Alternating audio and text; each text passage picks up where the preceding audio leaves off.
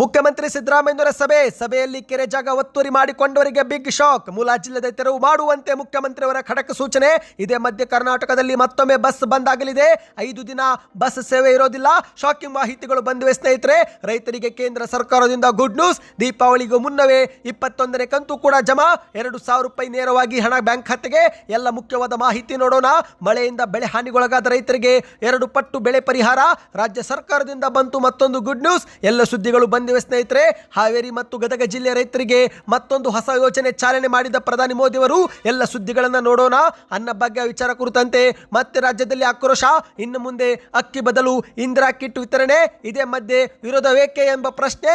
ಎಲ್ಲ ಮಾಹಿತಿಗಳನ್ನು ನೋಡ್ತಾ ಹೋಗೋಣ ಸ್ನೇಹಿತರೆ. ವಿಡಿಯೋನ ಮಾತ್ರ ಸ್ಕಿಪ್ ಮಾಡದೆ ಪ್ರತಿಯೊಬ್ಬರು ವಿಡಿಯೋಗೆ ಲೈಕ್ ಮಾಡಿ. ನಮ್ಮ ಚಾನಲ್ಗೆ ಮೊದಲು ಬಾರಿ ಭೇಟಿ ಕೊಟ್ಟಿದ್ರೆ ಯಾವ ಊರಿನಿಂದ ವಿಡಿಯೋ ನೋಡ್ತಾ ಇದ್ದೀರಾ ಪ್ರತಿಯೊಬ್ಬರು ಕಮೆಂಟ್ ಮಾಡಿ ಸ್ನೇಹಿತರೆ. ವಿಡಿಯೋ ಬಹಳ ಮುಖ್ಯವಾಗಲಿದೆ. ಈಗಲೇ ವಿಡಿಯೋಗೆ ಲೈಕ್ ಕೂಡ ಮಾಡಿ. ಹೌದು, ಮೊದಲಿಗೆ ಮುಖ್ಯಮಂತ್ರಿ ಸಿದ್ದರಾಮಯ್ಯನವರ ಸಭೆ ಮುಕ್ತಾಯ. ಸಭೆಯಲ್ಲಿ ಕೆರೆ ಜಾಗ ಒತ್ತುವರಿ ಮಾಡಿಕೊಂಡವರಿಗೆ ಬಿಗ್ ಶಾಕಿಂಗ್ ಸುದ್ದಿ. ಮುಲಾಜಿಲ್ಲದೆ ತೆರವು ಮಾಡಿ ಎಂದು ಸಭೆಯಲ್ಲಿನೇ ಗರಂ ಆದಂತ ಮುಖ್ಯಮಂತ್ರಿಯವರು. ಹೌದು ಗೆಳೆಯರೆ, ಕರ್ನಾಟಕದಲ್ಲಿ ಕೆರೆಗಳ ಸಂರಕ್ಷಣೆ ಸರ್ಕಾರ ಮತ್ತು ಪ್ರತಿ ನಾಗರಿಕನ ಜವಾಬ್ದಾರಿಯಾಗಿದೆ. ಹಾಗಾಗಿ ಯಾರೆಲ್ಲರೂ ಒತ್ತುವರಿ ಮಾಡಿಕೊಂಡಿದ್ದೀರೋ ತಾವಾಗಿನೇ ಜಾಗ ಬಿಟ್ಟರೆ ಒಳ್ಳೆಯದು. ತಪ್ಪಿದ್ರೆ ಅಧಿಕಾರಿಗಳು ಮುಲಾಜಿಲ್ಲದೆ ಒತ್ತುವರಿ ತೆರವು ಮಾಡಬೇಕು ಎಂದು ಮುಖ್ಯಮಂತ್ರಿಯವರು ಖಡಕ್ಕಾಗಿನೇ ಹೇಳಿಕೆ ಕೊಟ್ಟಿದ್ದಾರೆ.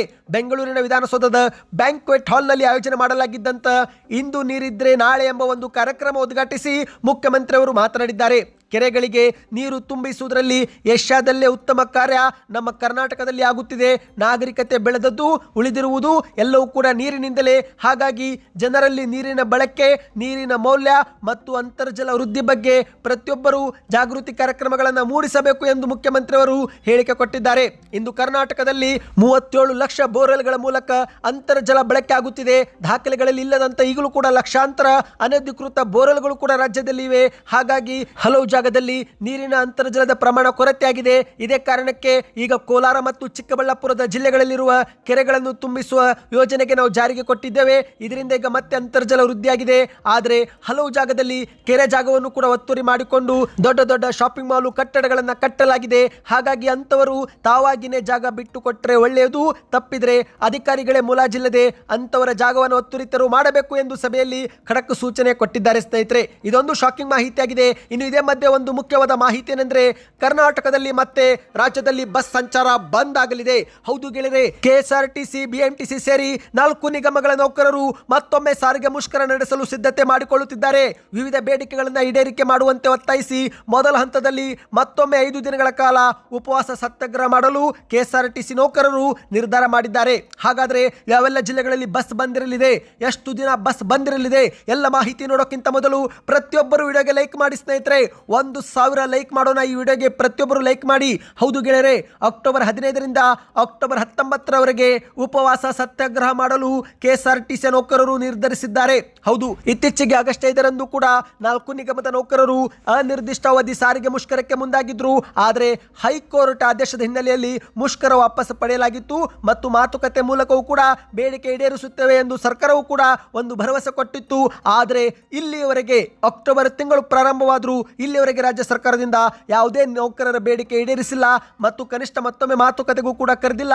ಹಾಗಾಗಿ ಮತ್ತೊಮ್ಮೆ ಮುಷ್ಕರಕ್ಕೆ ನಾವು ಸಿದ್ಧತೆ ಮಾಡಿಕೊಳ್ಳುತ್ತಿದ್ದೇವೆ ಎಂದು ಸಾರಿಗೆ ನೌಕರರ ಸಂಘಟನೆಗಳ ಜಂಟಿ ಕ್ರಿಯಾ ಸಮಿತಿ ಹೇಳಿಕೆ ಕೊಟ್ಟಿದೆ. ಹೌದು, ಈಗ ಮತ್ತೆ ಕರ್ನಾಟಕದಲ್ಲಿ 5 ದಿನ ಬಸ್ ಸಂಚಾರ ಬಂದ್ ಆಗಲಿದೆ.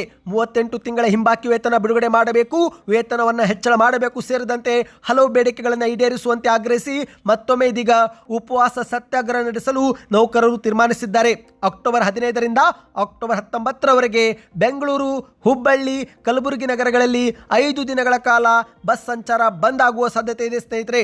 ಈ ಬಗ್ಗೆ ನಿಮ್ಮ ಅನಿಸಿಕೆಯನ್ನು ಕಮೆಂಟ್ ಮಾಡಿ. ನೀವು ಕೂಡ ಹುಬ್ಬಳ್ಳಿ, ಕಲಬುರಗಿ ಅಥವಾ ಬೆಂಗಳೂರಿನವರಾಗಿದ್ರೆ ಕಮೆಂಟ್ ನಲ್ಲಿ ಹೌದು ಎಂದು ಪ್ರತಿಯೊಬ್ಬರು ಕಮೆಂಟ್ ಮಾಡಿ ಸ್ನೇಹಿತರೆ. ಇನ್ನು ಇದೇ ಮಧ್ಯೆ ಮತ್ತೊಂದು ಮುಖ್ಯವಾದ ಮಾಹಿತಿ. ದೇಶದ ರೈತರಿಗೆ ಗುಡ್ ನ್ಯೂಸ್.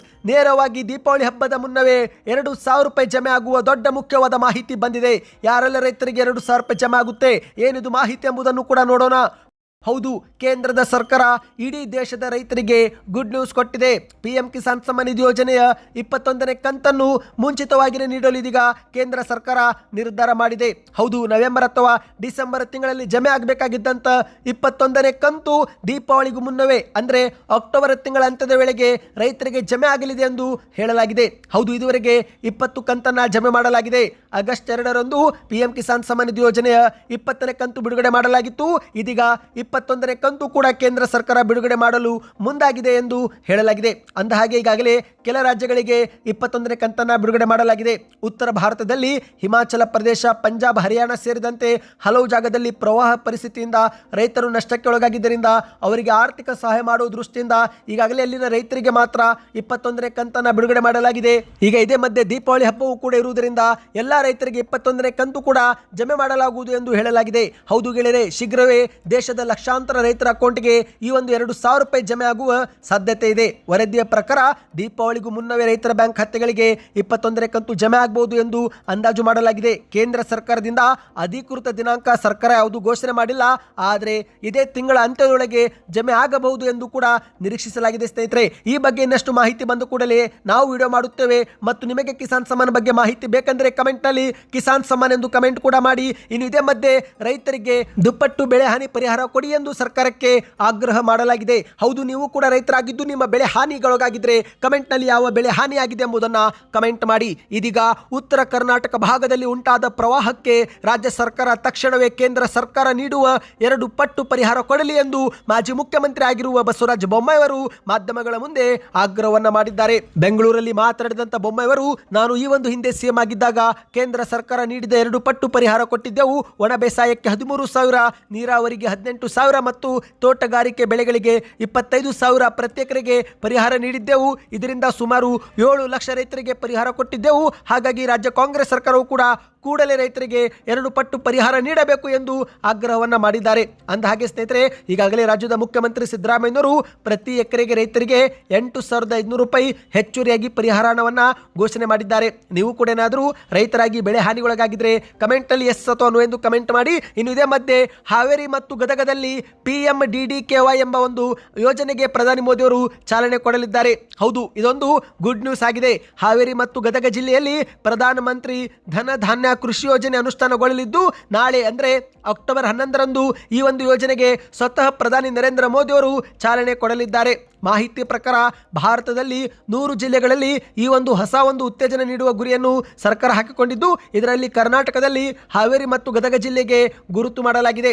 ಈ ಒಂದು ಯೋಜನೆಯಡಿಯಲ್ಲಿ ಕೃಷಿ ಉತ್ಪನ್ನ ಹೆಚ್ಚಳ ಮತ್ತು ವಿವಿಧ ದವಸ ಧಾನ್ಯ ಬೆಳೆಯುವಿಕೆ, ನೀರಾವರಿ ಸೌಲಭ್ಯ ಮತ್ತು ರೈತರಿಗೆ ಅಲ್ಪಾವಧಿ ಹಾಗೂ ದೀರ್ಘಾವಧಿ ಹಣಕಾಸು ನೆರವು ನೀಡುವ ಉದ್ದೇಶವಿದೆ ಎಂದು ಹೇಳಲಾಗಿದೆ. ಸ್ನೇಹಿತರೆ, ಹೌದು, PMDDKY ಈ ಒಂದು ಯೋಜನೆ ಮೂಲಕ ಪ್ರತಿಯೊಂದು ಪಂಚಾಯತ್ ಮತ್ತು ಬ್ಲಾಕ್ ಮಟ್ಟದಲ್ಲಿ ದವಸ ಧಾನ್ಯಗಳ ದಾಸ್ತಾನು ನಿರ್ಮಾಣ ಮಾಡುವುದು ಸೇರಿ ಸಮಗ್ರ ಕೃಷಿ ಅಭಿವೃದ್ಧಿ ಉದ್ದೇಶಗಳನ್ನು ಮಾಡುವುದು ಈ ಒಂದು ಯೋಜನೆಯ ಉದ್ದೇಶವಾಗಿದೆ. ಈ ಒಂದು ಯೋಜನೆಗೆ ಹಾವೇರಿಯ ಕೃಷಿ ವಿದ್ಯಾಲಯ ಕೇಂದ್ರದಲ್ಲಿ ನಾಳೆ PM ನರೇಂದ್ರ ಮೋದಿ ಅವರು ಚಾಲನೆ ನೀಡಲಿದ್ದಾರೆ. ಕೇವಲ ಹಾವೇರಿ ಮಾತ್ರವಲ್ಲದೆ ಗದಗದಲ್ಲೂ ಕೂಡ ಈ ರೀತಿಯಾಗಿ ಒಂದು ಯೋಜನೆ ಅನುಷ್ಠಾನಗೊಳ್ಳಲಿದೆ. ಸ್ನೇಹಿತರೆ, ಒಟ್ಟು ಭಾರತದ 100 ಜಿಲ್ಲೆಗಳಲ್ಲಿ ಈ ಒಂದು ಯೋಜನೆ ಅನುಷ್ಠಾನಗೊಳ್ಳಲಿದೆ. PM ಮೋದಿ ಅವರು ಧನಧಾನ್ಯ ಕೃಷಿ ಯೋಜನೆಗೆ 1 ವರ್ಷಕ್ಕೆ 24,000 ಕೋಟಿ ರೂಪಾಯಿ ಖರ್ಚು ಮಾಡಲು ಕೂಡ ಮುಂದಾಗಿದ್ದಾರೆ. ಕೃಷಿ ಉತ್ಪನ್ನತೆ ರೈತರ ಆದಾಯದಲ್ಲಿ ವೃದ್ಧಿ ಮಾಡುವುದು ಮತ್ತು ರೈತರಿಗೆ ಆರ್ಥಿಕ ಭದ್ರತೆ ನೀಡುವುದು ಈ ಒಂದು ಯೋಜನೆಯ ಉದ್ದೇಶವಾಗಿದೆ. ನೀವು ಕೂಡ ಹಾವೇರಿ ಅಥವಾ ಗದಗ ಜಿಲ್ಲೆಯವರಾಗಿದ್ದರೆ ಕಮೆಂಟ್ನಲ್ಲಿ ಗದಗ ಅಥವಾ ಹಾವೇರಿ ಎಂದು ಕಮೆಂಟ್ ಮಾಡಿ. ಇನ್ನು ಈಗ ಅನ್ನಭಾಗ್ಯ ಯೋಜನೆ ಕುರಿತಂತೆ ಒಂದು ಶಾಕಿಂಗ್ ಮಾಹಿತಿಗೆ ಹೋಗೋಣ. ಅದಕ್ಕಿಂತ ಮೊದಲು ಸ್ನೇಹಿತರೆ, ನೀವು ಕೂಡ BPL ಕಾರ್ಡ್ ಹೊಂದಿದ್ದೀರಾ?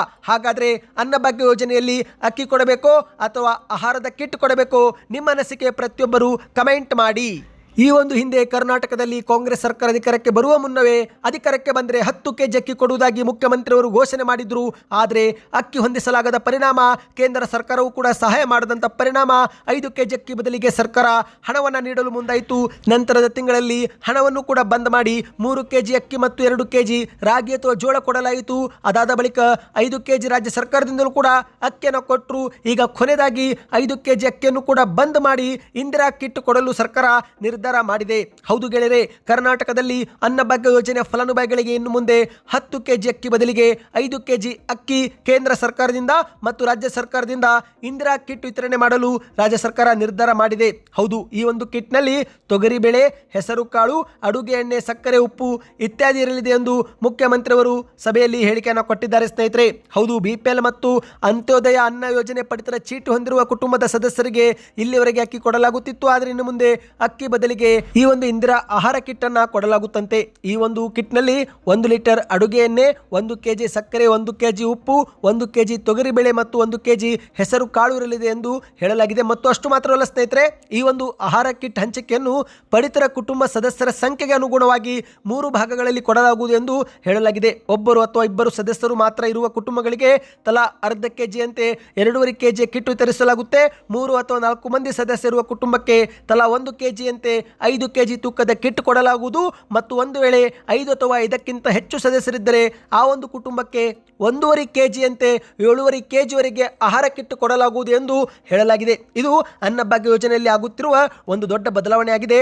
ಆದರೆ ಇದೇ ಮಧ್ಯೆ ಈ ಒಂದು ಯೋಜನೆಗೆ ಇದೀಗ ಕೆಲ ಜನರು ಆಕ್ರೋಶ ವ್ಯಕ್ತಪಡಿಸುತ್ತಿದ್ದಾರೆ. ಹೌದು, ನಮಗೆ ಮೊದಲಿನಂತೆ 5 ಕೆಜಿ ಅಕ್ಕಿನೇ ಕೊಡಿ, ಆಹಾರ ಕಿಟ್ ಬೇಡ ಎಂದು ಹೇಳುತ್ತಿದ್ದಾರೆ. ಇನ್ನು ಕೆಲವರು ನಮಗೆ ಮೊದಲಿನಂತೆ ಹಣವನ್ನೇ ಹಾಕಿ ಎಂದು ಕೂಡ ಹೇಳಿಕೆಯನ್ನು ಕೊಡುತ್ತಿದ್ದಾರೆ ಸ್ನೇಹಿತರೆ. ಇನ್ನು ನಿಮ್ಮ ಪ್ರಕಾರ 5 ಕೆಜಿ ಅಕ್ಕಿ ಕೊಡಬೇಕು ಅಥವಾ ಅದರ ಬದಲಿಗೆ ಇಂದಿರಾ ಆಹಾರ ಕಿಟ್ ಕೊಡಬೇಕು? ನಿಮ್ಮ ಅನಿಸಿಕೆ ಕಮೆಂಟ್ ಮಾಡಿ. ಇನ್ನು ಇದೇ ಮಧ್ಯೆ ಅನ್ನಭಾಗ್ಯ ಯೋಜನೆಗೆ ಇಂದಿರಾ ಆಹಾರ ಕಿಟ್ ಎಂಬ ಮರುನಾಮಕರಣ ಮಾಡಿದ್ದಕ್ಕೆ ಜೆಡಿಎಸ್ ಪಕ್ಷ ಸೇರಿದಂತೆ ಸಾರ್ವಜನಿಕರು ಕೂಡ ಟೀಕೆ ಮಾಡುತ್ತಿದ್ದಾರೆ. ಹೌದು, ಈಗ ನಿಮಗೆ ಬಸವಣ್ಣವರ ಹೆಸರು ನೆನಪಾಗಲಿಲ್ವೇ ಎಂದು ವ್ಯಂಗ್ಯ ಮಾಡುತ್ತಿದ್ದಾರೆ. ಏಕೆಂದರೆ ಸ್ನೇಹಿತರೆ, ಇತ್ತೀಚೆಗೆ ನನಗೆ ಅಧಿಕಾರ ಇದ್ದಿದ್ರೆ ನಮ್ಮ ಮೆಟ್ರೋವನ್ನು ಬಸವ ಮೆಟ್ರೋ ಎಂದು ಹೆಸರಿಡುತ್ತಿದ್ದೆ. ಹೀಗಾಗಿ ಕೇಂದ್ರಕ್ಕೆ ಬಸವ ಮೆಟ್ರೋ ಹೆಸರಿಡಲು ಶಿಫಾರಸು ಮಾಡುವುದಾಗಿ ಮುಖ್ಯಮಂತ್ರಿ ಸಿದ್ದರಾಮಯ್ಯನವರು ಹೇಳಿಕೆ ಕೊಟ್ಟಿದ್ರು. ಆದರೆ ಈಗ ಸ್ವತಃ ರಾಜ್ಯ ಸರ್ಕಾರ ಅನ್ನಭಾಗ್ಯ ಯೋಜನೆಗೆ ಇಂದಿರಾ ಕಿಟ್ ಎಂಬ ಹೆಸರಿಟ್ಟಿದ್ದಕ್ಕೆ ಈಗ ನಿಮಗೆ ಬಸವಣ್ಣವರು, ವಾಲ್ಮೀಕಿ, ಸಿದ್ಧಗಂಗಾ ಸ್ವಾಮೀಜಿಗಳು ಹೆಸರು ನೆನಪಾಗಲಿಲ್ವೇ ಎಂದು ಜನರು ಇದೀಗ ವ್ಯಂಗ್ಯವಾಡುತ್ತಿದ್ದಾರೆ ಸ್ನೇಹಿತರೆ. ಅನ್ನಭಾಗ್ಯ ಯೋಜನೆ ರಾಜ್ಯದ ಯೋಜನೆ ಆಗಿದೆ. ಈ ಒಂದು ಯೋಜನೆಗೆ ಬಸವ ಆಹಾರ ಕಿಟ್ ಎಂಬ ಒಂದು ಹೆಸರು ನೀವು ಇಡಬಹುದಿತ್ತಲ್ವೇ ಎಂದು ಸಾರ್ವಜನಿಕರು ಸೋಷಿಯಲ್ ಮೀಡಿಯಾದಲ್ಲಿ ಪ್ರಶ್ನೆ ಮಾಡಿದ್ದಾರೆ. ಈ ಎಲ್ಲ ಮಾಹಿತಿ ಇಷ್ಟವಾಯ್ತಾ? ಹಾಗಾದ್ರೆ ಪ್ರತಿಯೊಬ್ಬರು ವಿಡಿಯೋಗೆ ಲೈಕ್ ಮಾಡಿ ಸ್ನೇಹಿತರೆ.